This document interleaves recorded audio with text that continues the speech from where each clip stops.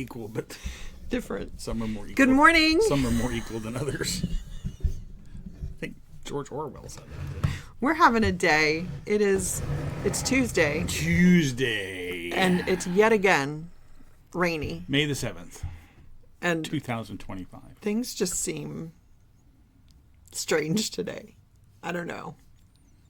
Seth's phone kept talking back to him for some reason. It's just... No, when I was... That's because when I was mounting it, it put in his... Talk back. Yeah, like pressing the buttons. So we kept hearing this noise. The phone was talking to us. Out in the middle of nowhere, and we couldn't tell what it was. I'm sorry, I didn't know we were whispering. It was just weird. Yeah. Good morning. Happy Tuesday. We're here. I'm Tammy. It's Taco Tuesday. We're not having tacos. I tried. I'm Seth.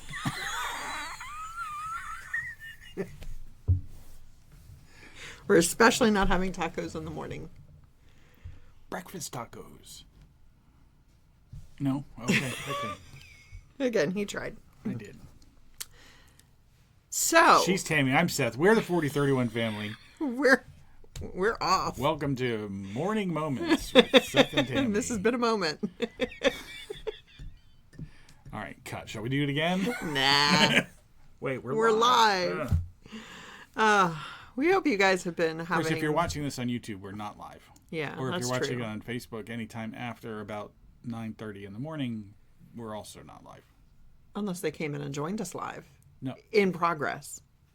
Yeah, but then they'd still be behind if they started watching the show while we're still doing whatever. But if they come to us right now, they get us right now. But isn't that only... I have to stretch out my legs. Don't kick the camera. Did you kick the camera? Don't put it in front of me.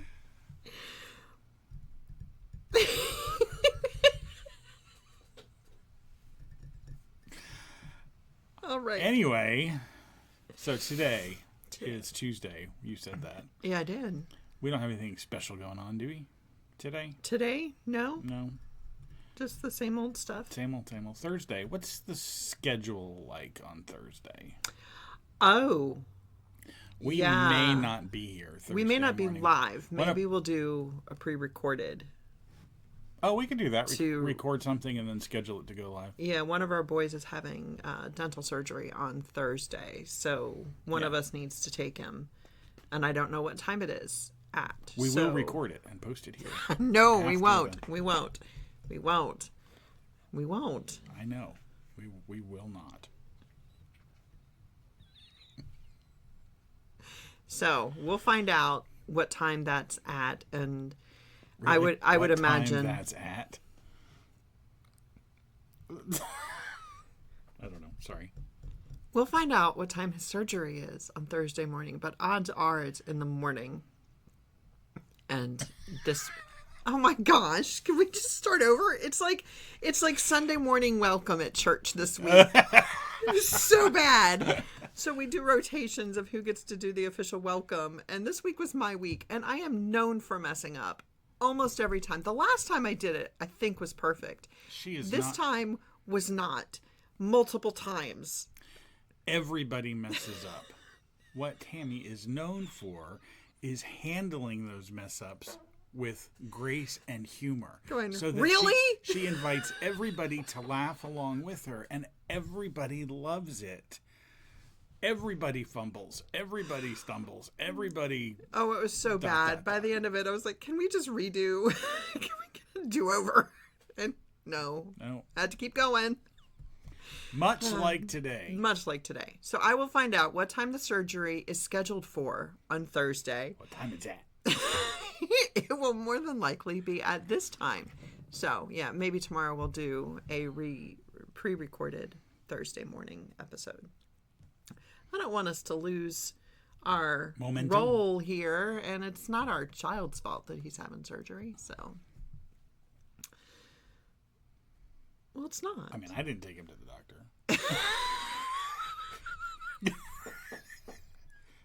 That makes it sound so bad. Didn't he just go and they're like, hey, we should do this? And he's like, Okay. I mean, we didn't have. I mean, he kind of did do this.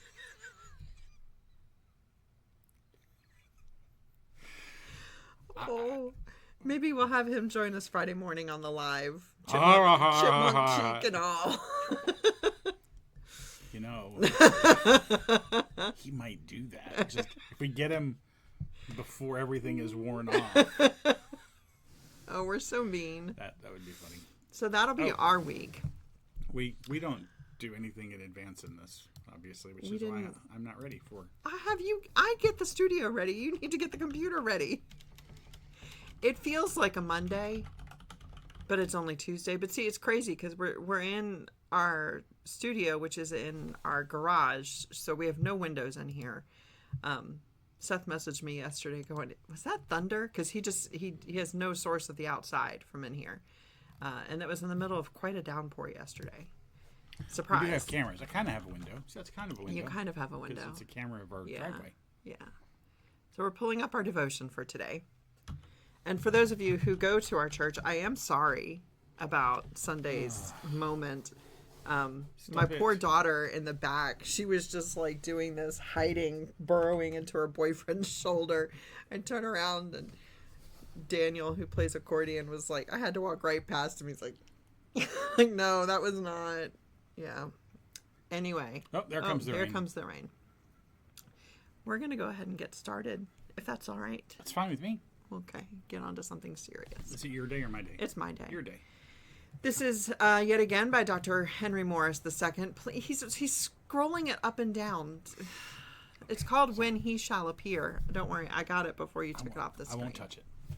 All right. And now, little children, abide in him, that when he shall appear, we may have confidence and not be ashamed before him at his coming. That's from 1 John 2:28. Nothing yet? All right. There are many glorious promises associated with the great promise that Christ himself shall once again appear in person here on planet Earth, as opposed to anywhere else. For example... It's not me this morning. You need coffee. Have my caffeine. I'm good. For example, Paul says, when Christ, who is our life, shall appear, then shall ye also appear with him in glory. Colossians 3:4. Kind of tying in with the Thessalonians verse yesterday. Yeah, I was thinking about that. But we'll see where we go. Similarly, the Apostle Peter promises, and when the chief shepherd shall appear, ye shall receive a crown of glory that fadeth not away. From 1 Peter 5:4. The writer of Hebrews first reminds us of his former appearance on earth. Timothy. But now, once in the end of the world, hath he appeared to put away sin by the sacrifice of himself. That didn't feel like it made any sense. But now, once in the end of the world hath he appeared to put away sin by the sacrifice of himself. That's how Hebrews 9:26. Well, there was no comma. Yeah, so they didn't have commas back in, this is King James, so back in the 1600s. They do have commas. It just really... if they don't use them. I didn't read... See, this is the disadvantage to not reviewing first. I would have known how to read that verse. Yeah, that's okay. Maybe. People like us a lot. Then the promise is, unto them that look for him shall he appear the second time without sin unto salvation. That's Hebrews 9, verse 28. 6. That's an 9, 8. 28, sorry. I looked at Hebrews, not at verse 28. Perhaps the most wonderful promise associated with his second appearing is given through the Apostle John. Beloved, now are we the sons of God, and it doth not yet appear what we shall be. But we know that, when he shall appear, we shall be like him, for we shall see him as he is. And every man that hath his hope in him purifieth himself, even as he is pure. 1 John 3:2, verses 2 through 3. Therefore, usually we banter in between. So I'm kind of thrown today. And I don't know what to say about this today. Therefore, when he shall appear, we shall appear with him in glory. We shall receive an unfading crown of glory, and we shall be like him, without sin unto salvation. These promises even now constitute an incentive for each believer to purify himself even as he is pure. But there is also the sobering warning. He is capitalized. Capital He. In other words, Christ. you're correct, yeah. But there is also the sobering warning in our text associated with the soon coming time when he shall appear. That would be the second coming, revelation, tribulation, all that stuff we talked about the other day. Yeah. We should abide in him, that is, continue in him hour after hour, careful that whatever we do, wherever we go, we are in no danger of being ashamed before him when he shall appear. And that does go to what we talked about yesterday. Yeah. Because there will come a time when there's no more warning. There's no more warning, right? It is time. And you have to be ready. Right. Right. And clear of your salvation. And that's, again, the witnessing to others as how we should be living. We should always be living as if it's time. Right? Yeah, absolutely. Yeah. That was a rough reading today. I'm sorry. You did well. That was... Well, it's one of those things, clearly God is not inspiring us to add anything to Scripture. Right?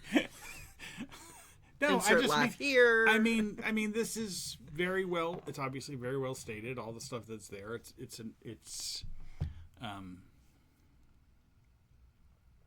Well, I'm at a point where obviously these devotions from Institute for Creation Research have been. This Days of Praise booklet has been well formulated to go together. So everything that we're reading, I'm feeling like is a repeat of yesterday, or at least a different take on this. Coming. Yeah. Well, that's what I was thinking about. Well, anyway, we'll talk about that later. I was thinking we could do something else. That's fine. We can vary devotions where we get them. We could just read Scripture and talk about it ourselves, and then we could put that in a book. I wonder if we know any publishers that could help us with that. So anyway, it's a day. We talked yesterday. We talked yesterday about being ready, like you said. Because we don't know when it's going to happen. We don't know when Christ will return. We can't live as if there's always another day to, I'll do it tomorrow. We can't procrastinate in this. We procrastinate in a lot of things. We can't procrastinate. But being right with God is not the thing to put off till tomorrow. Yeah. It's funny. We're saying what I'm thinking is kind of what you're saying, but from the opposite side. Okay. So, and it's one of those. We know what we should do and we know what we shouldn't do, right? But sometimes we really like to do the things we shouldn't do. Sometimes we really like going 120 miles an hour down I-20. No, okay. There are some that do that. That's all I'm saying. And don't. The point is, you can't just repent later. Yeah. You're right. You can't procrastinate getting right with God. And I was thinking about it from the other side. You can't say, "Oh, I'll just go the wrong way." I don't know why I'm focused on driving metaphors, because they're easy, because we all break the law, right? We all do. We all speed. We all do rolling stops and things like that. But the reality is those are against the law. So it's an easy thing to point to as a sin. But we can all point to something probably in our own lives where we... Well, and Doug preached on this recently too. Hey, Doug. Another shout out. I won't tag him this time, and let's see if he notices. No, we did a series before this one. I think it was Our Response to God was the series name, I think, and it was dealing with being able to call on to God and say, "Search me, know me, clean my heart, create in me this clean vessel." Because I don't think that was Doug. I think that it was. I think that was David. No, Doug did the sermon on this. Whatever. I know that's a verse. Okay. I know that's a verse. It also, somebody turned it into a song that I absolutely love. But it's Doug was preaching on this. Yeah. Don't fluster me. I have not needed to do that this No, but you just were tricking me up. I wasn't Because you trying said to trick David, you. and I went to Oh, David, no. not King David, because not David was not. Although, the other David, whatever. No, it was, we need to, you talk about the driving sins, if you will. We've all got that. I won't say we all, but there are some of us who have those moments those weaknesses in our lives that are sinful, could be sinful.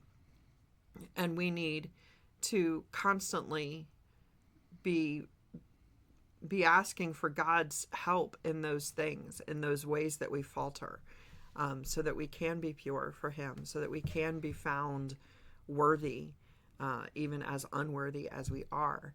And there are some people out there who do struggle with serious issues that the living right is hard. But with God ruling over your heart, with the Spirit leading you, it can become easier. But there are always going to be struggles. There are always going to be challenges. There's no one who is without sin. No, not one. No, not one.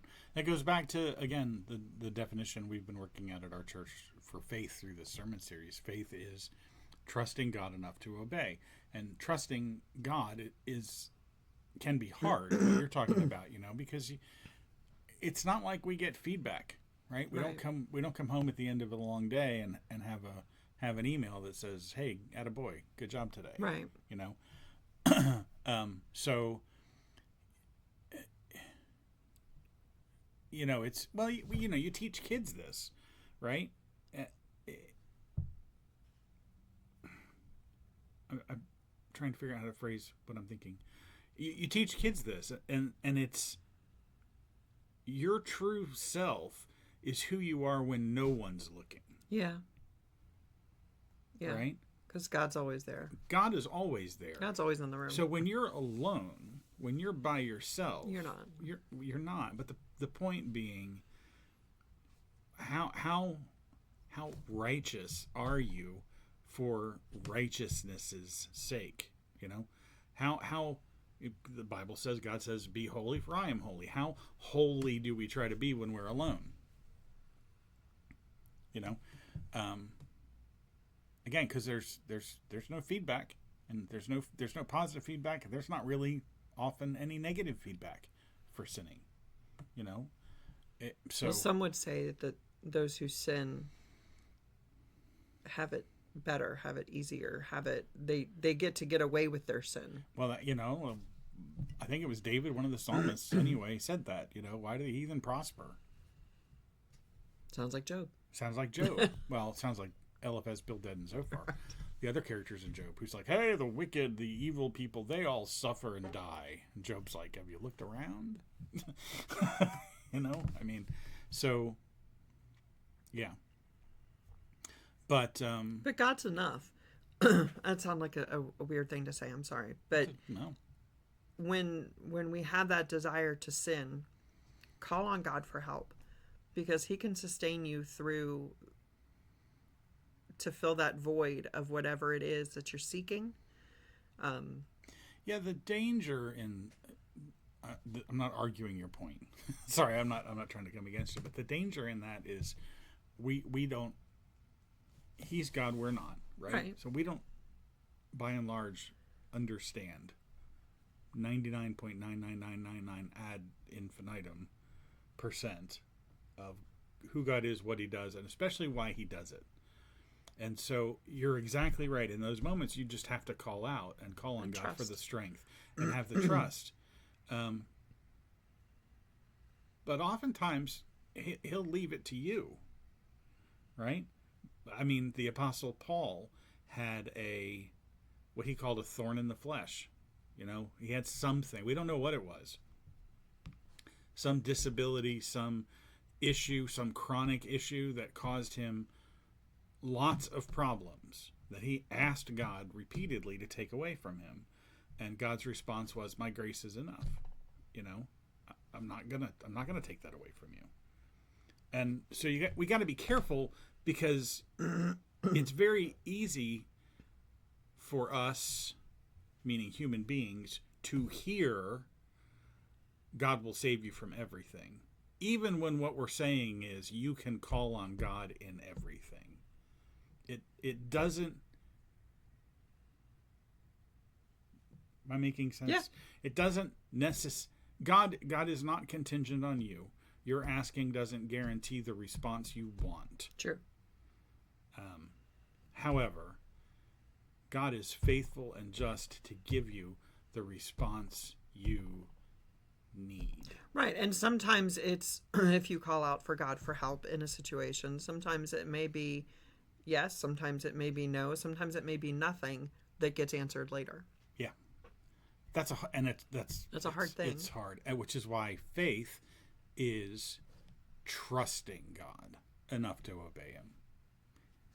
Even when he's not watching, he's always watching. Even when no one's watching. Even when you're not going to get an attaboy email or letter in the mail. You're not going to get a postcard. Even when you don't feel his presence. Even when you don't feel that he's there, or he's watching, or he cares. The reality is, he is, and he does. Right? And so the faith part of it comes from trusting God, even when he doesn't seem like he's there, even when it doesn't seem like he's helping, even when it doesn't seem like he's enough, even when it even all of those are our problem about perspective. We don't know, and probably won't ever know until eternity, what God is doing in our situations. And when we hate our situations, we have to trust God enough to obey him. Yeah. Right? Yeah. And not put it off. That's the warning in our text today. Yeah. At some point, Christ will appear in the sky to come back and judge. And what's he going to find you doing? Well, we read that a lot in Revelation when we did our study of there appeared to have been warnings after warnings after warnings, and then there were no more. Then there were no more warnings. That's right.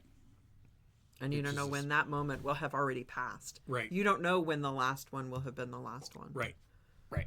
And that's a horrible thought. Yeah. Yeah. So, well, now our mood is just like the weather. No, that's not a dreary thought. It's just,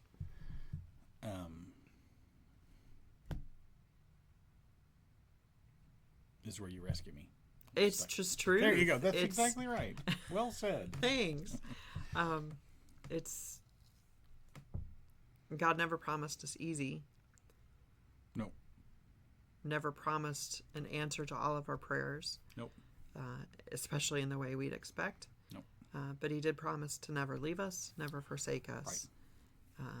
Again, it's just about in the way he does it. Right. Because we might say, I need you, Lord, I need you here, I need you doing this thing. But he's got other plans. Usually what we mean by that is I need you to do this and this and this and this and this and make everything perfect and exactly the way that I want it. Yeah. That's what we're doing in our head, even if we're just saying, God, I need you.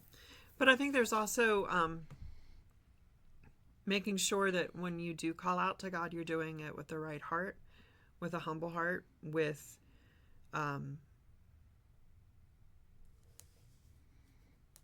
that matters to him. He wants to, hey, God, I want $1 million. I mean, I do. That'd be great. I'll write you a bad check. Thanks. I'll visit you in jail. But well, don't cash it. It's the humbleness. It's, there's that verse of, whatever you need, ask and it shall be given to you. But there's that part right before it that does say, when you seek the Lord, seek him with a humble heart. He wants to give us what we want. He wants if to it give aligns with his will for us. There it is.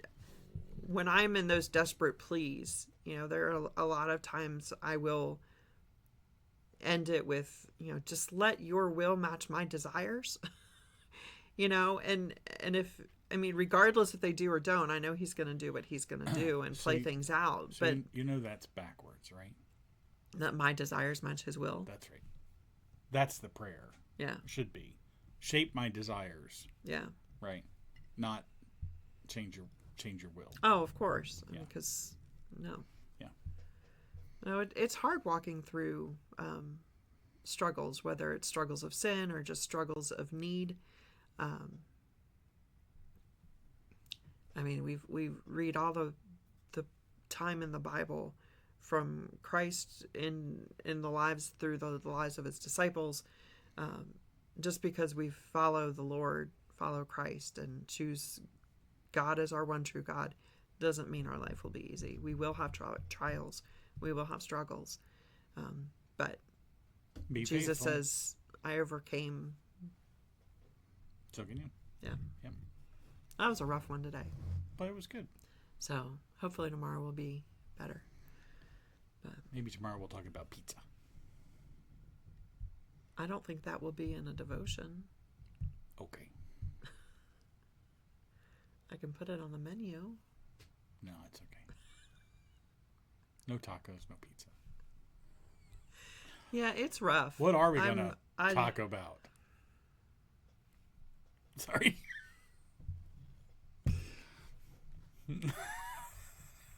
All right, so She's going to give me a pizza her mind. if Thomas were watching, he would be applauding you right now. He probably would. All right, so you got to get ready for work, and we're going to just go ahead and end this because this was a rough one today, and I apologize for feeling out of sorts on this one today, but we that being said, we would appreciate if you would like our video, share it for those who you think might want a good laugh today. Even if you think you'll like the next video, like this one as like a down payment on that. If you're on Facebook, we would also love it if you would go over to our channel, the 4031 Family LLC. We would be honored if you would follow our page there. Yeah. Also, there should be a link. If you're on Facebook, there should be a link here for our Rumble page, rumble.com/the4031 Family. And also, we'd love it if you would follow that. You would get notified when we post videos. And then also, we're on YouTube at youtube.com/the4031 Family. And we would love it if you would like and subscribe over there as well. But this show is not live on YouTube. It's not. Because it gets hidden really badly in the midst of the videos. So we'll push that to YouTube. I mean, it may be something that we can change. I don't know, because we can rearrange that homepage. Maybe we can put the lives at the top. That may be something we can do. I'll look into that, yeah. But we would love it if you would follow us and like us on our various platforms. Again, we also have the way to be able to support us at buymeacoffee.com. Remember, if you do one of those membership programs that are down there, you can get a coupon for whatever money you might support us with. Gives you a coupon to be applied to a purchase at our store, the4031family.com. I'm sensing a trend here in the 4031 Family. Right. So keep looking at our stickers over there. Oh, yeah. We've got stickers. If you want a sticker, it's a big sticker. It's for our boxes, but if you want a sticker, order something. If you're in the area, we're going to be going to our store in North Richland Hills at Painted Tree Marketplace. 7800 Highway Boulevard 26 Boulevard, yeah. Booth C1. We're on the front corner of the store at aisle C. We're going to be putting in our tracing, some of our Tracing the Word books. No, we're not. We're We're restocking a lot of our searching through and searching the Word books for various books of the Bible, and adding some more tumblers and mugs and stuff for the weekend. For some reason, we delayed buying tracing books to put because we had so many of the searching books to order. We needed to spread out and the purchase. Tracing the Word doesn't seem like a good Mother's Day gift. We wanted to get some more stuff up in the store for Mother's Day. So if you're in the area and you need directions, shoot us an email. We would love for you to go visit our store. They're open every day from 10 until 8, 7 days a week. Indeed. So. All right. Well, for the 4031 family, I'm Seth. I'm Tammy. And he is God. We are most definitely not. We are not. Have a great day, and we'll see you tomorrow morning. Have a good Tuesday.